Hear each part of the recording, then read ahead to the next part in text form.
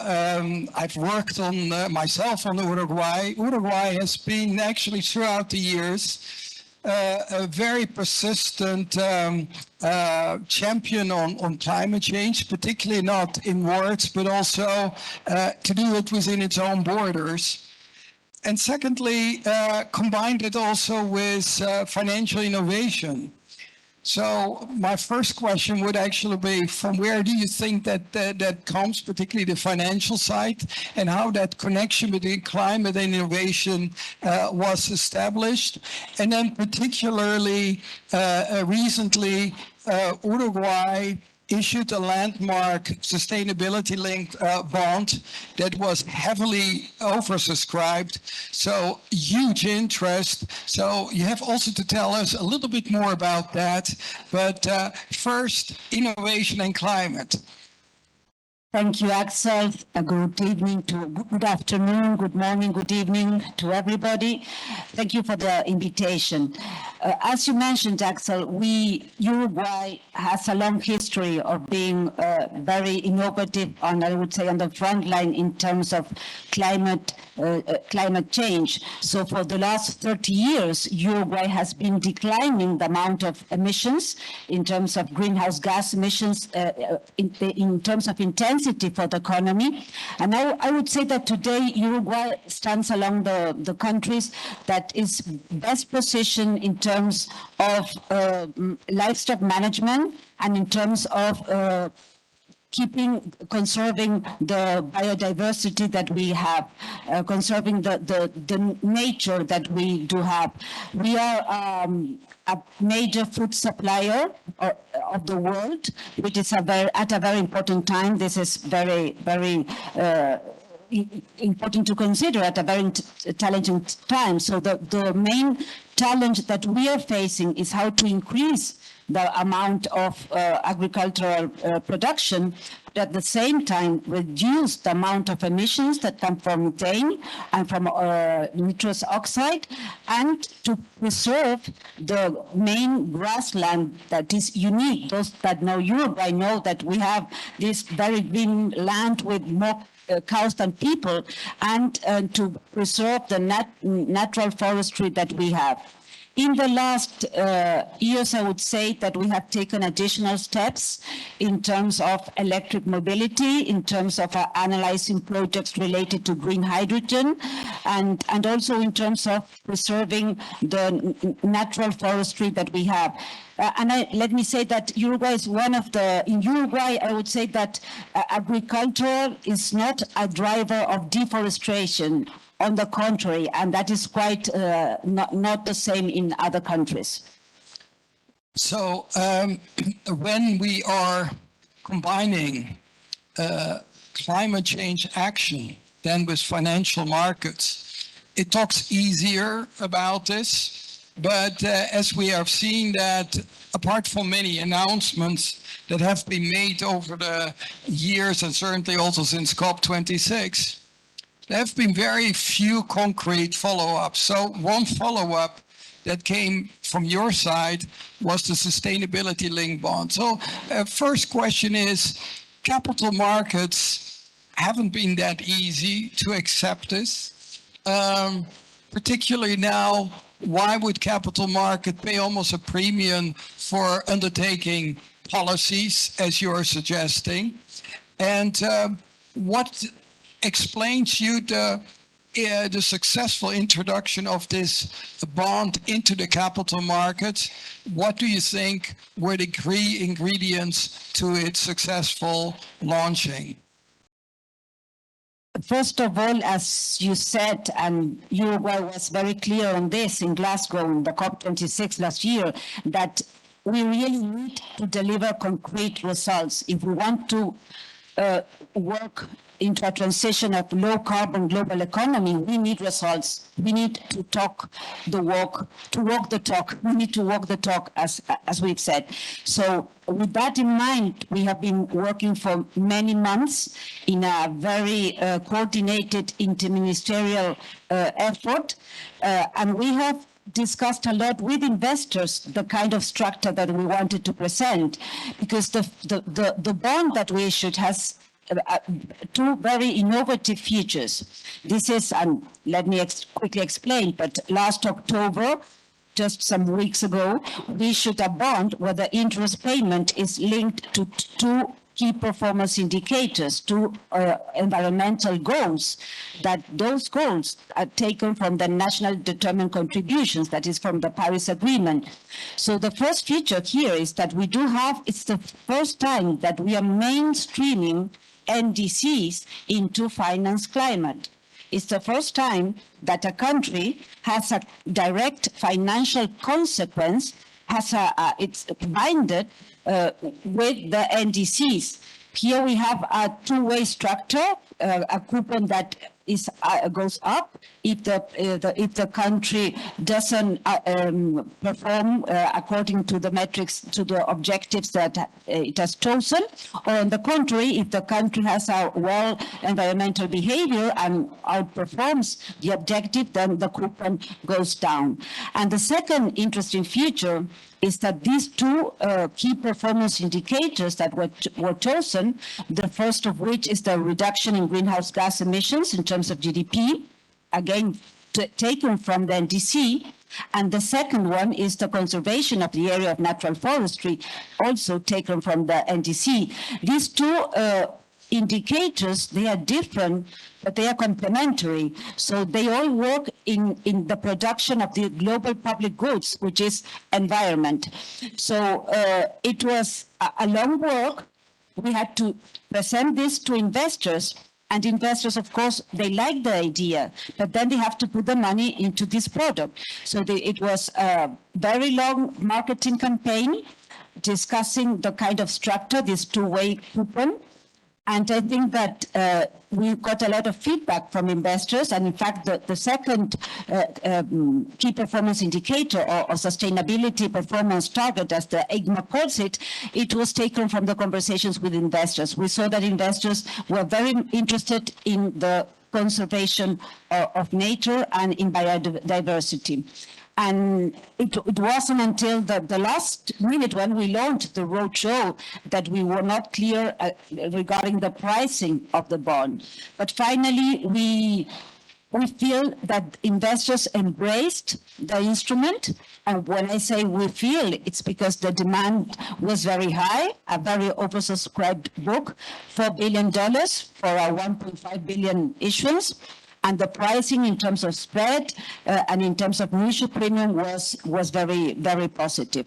So how did we come to that? I think it was a great work, a big effort from the government, supported by the banks, and from different agencies. IDB was involved, United Nations, and speaking with the ratings, speaking with the second party opinion. So a lot of work, and the market receiving it adequately.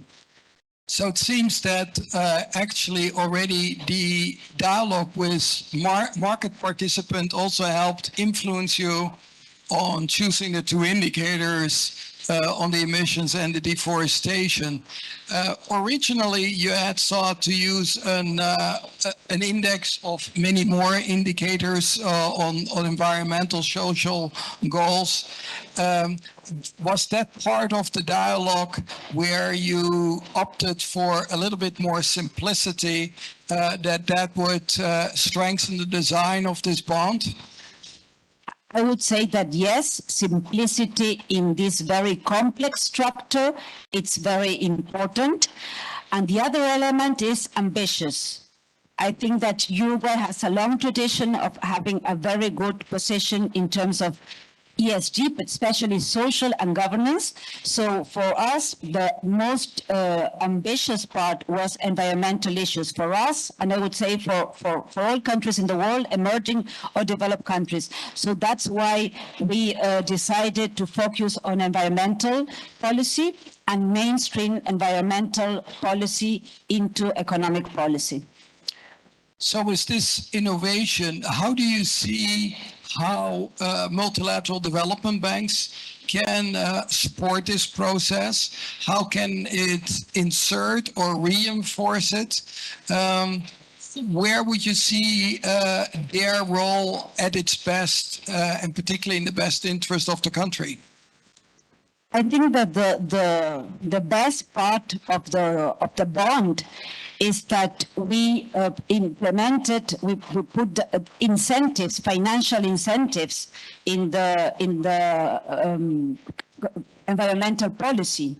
And that is a very, very powerful tool. Once you put the financial incentives into economic policy, in particular into environmental policy, then you can see results, things start moving. And what we did in the capital markets, I think it's absolutely replicable, not only for other countries in capital markets, and that, in fact, is the way that we looked at it as chair of the development committee in the World Bank and IMF. We was always thinking about the Uruguayan case, but also about this being able to be replicated by other countries. But also, it could be replicated in disbursement, in the loans disbursed by multilateral institutions. So I think that the World Bank is placed in a uniquely position to move forward, to address what has to be done in a different way, and to present different tools, new tools. So I would think it could be quite easy to have the same idea of link interest payment with the environmental behavior. So it's a way to differentiate borrowing costs among different borrowers related to the environmental behavior that they have. And this can push us out of the graduation discussion where countries, middle-income countries or middle-high-income countries, where we do our homework, we improve, increasing GDP, and then we don't access to funding anymore. For those who don't know what the graduation debate is, Azucena is referring to the graduation from IBRD borrowing. And this creates indeed a lot of important questions that many upper middle income countries have major challenges with climate change, and their continued engagement therefore is important. Also, Azucena was until October the chair of the development committee, and took advantage of that position to also mention this type of innovations when we met during the annual meetings. Just to give us a little bit of more of an idea, how much do you think is the potential for Uruguay to issue this type of bonds out of its total bond issuance by the government? And then a bit more broadly, how do you see this could be further replicated, namely by other countries, not only in the region, but in Asia and elsewhere? I mean, concretely, I was thinking this would be something very interesting also when we are thinking about the coal exit. If one were to have here very clear indicators, this could be very interesting ways of thinking. The first part of the question is very difficult to know if now we're going to go for this kind of bonds, and we can't forget the plain vanilla bonds. So I think that this is very complementary to the rest of the funding strategy.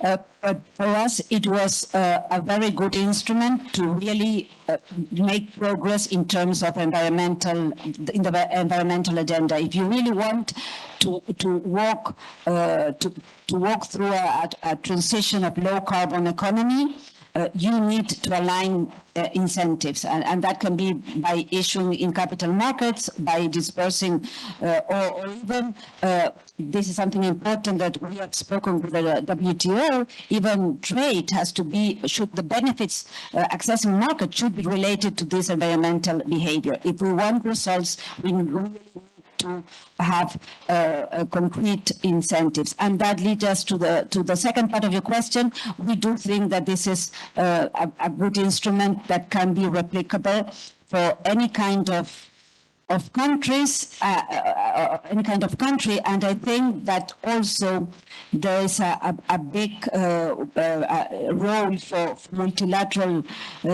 development banks, but also for developed countries. They can support these kind of instruments, because if we go back to the idea of, and this in April of this year, we presented this idea in the Development Committee of considering environment as a global public good, and even using the fund, the Global Public Fund Solutions of the World Bank, so that the step down could be financed by this fund.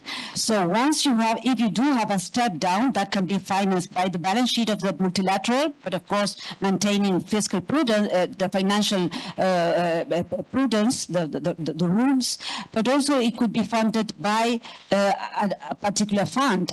And it's a way that you can attract money, resources from donors, from developed countries, and that they can help in this in this kind of instrument. So we need the adequate support if we want to really make progress. That, I think, is the final message. We are at a very challenging times that require a change in the mindset, the way that we tackle economic policy. Well, I think also there is this combination, what you say, that if there were to be grants available to help basically buy this down when performance is exceeding expectations. At the same time, it can also work as you are right now, have been showing by the issuance of this bond. What I hope out of this whole exercise is that we can tremendously learn from the countries themselves when they take on these challenges, and that we actually are linking then climate finance and incentives. How you use market incentives in a smart way. It is, of course, much easier to always to say somebody else would need to pay for it, but how you put that system in place, I think, is actually great. I think we need many more of these ideas. Let me particularly congratulate yourself, because you have been leading this. You know the markets well.